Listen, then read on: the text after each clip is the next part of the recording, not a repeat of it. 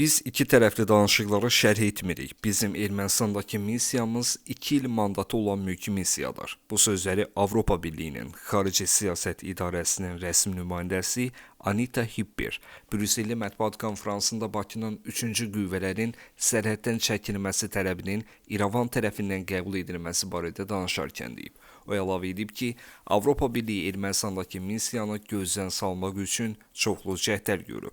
Qeyd edək ki, Bakı və İrəvan 13 martda sülh sazişi mətnini razılaşdırdıqlarını elan ediblər. Sazişin bəndlərindən biri də 3-cü qüvvələrin sərhədyanı rayonlardan çıxarılmasıdır. Ermənistan bu ilin fevralında Avropa Birliyi müşahidə missiyasının mandatını daha 2 il uzadıb.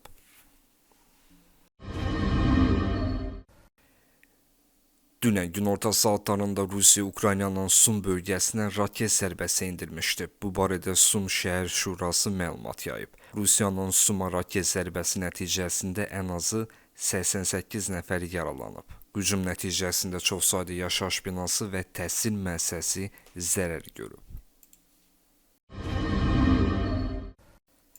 Ukrayna Silahlı Qüvvələrinin artilleriyasının Kremenski Bələdiyyə dairəsini atəşə tutması nəticəsində həlak olan 6 nəfərdən 3-ü jurnalistdir. Jurnalistləri daşıyan mülki avtomobilin 2 HIMARS raketi ilə vurulduğu məlum olub.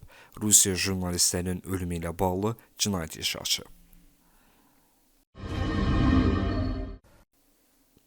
Rusiya Trump'ın komandasındakı bəzi insanlara təsir göstərə bilib. Bu sözləri Ukrayna prezidenti Vladimir Zelenski Time jurnalına müsahibəsində deyib. O, Rusiya prezidenti Vladimir Putinin Kursk vilayətində minlərlə Ukraynalı əsgərin mühasirəyə alınması ilə bağlı iddiasını bir daha təqzib edib və bunu yalan adlandırıb.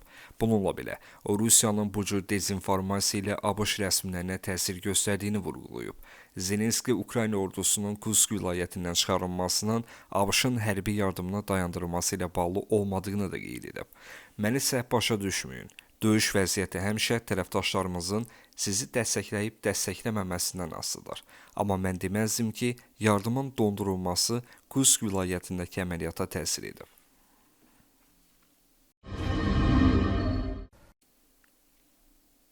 Belgorod vilayətində 4 Rus helikopteri məhv edilib. Bu barədə Ukraynanın xüsusi əməliyyat qüvvələri məlumat yayıb.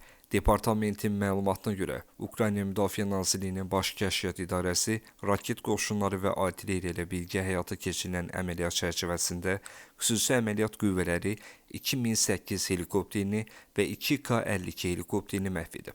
Qeyd edək ki, 23 martda Ukrayna qüvvələrinin Belgoroda daxil olaraq bir kəndi nəzarətə götürüldüyü qeyd olunmuşdu.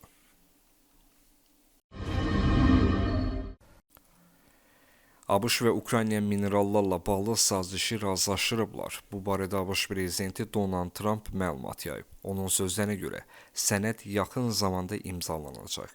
Əslinə qalsa, 5 sent mənə bildirdi ki, nadir qazıntılarla bağlı razılaşma demək olar ki, yekunlaşıb, tezliklə imzalanacaq. Bundan başqa Rusiya və ABŞ nümayəndə heyətlərinin görüşünə münasibət bildirən Trump, ABŞ-ın Ukraynada atom elektrik stansiyasına nəzarəti mümkünlüyünü qeyd edib. Həmçinin Rusiya və Ukrayna təmas xəttlərinin və ərazi məsələlərinin müzakirəsinin də aparıldığını qeyd edib.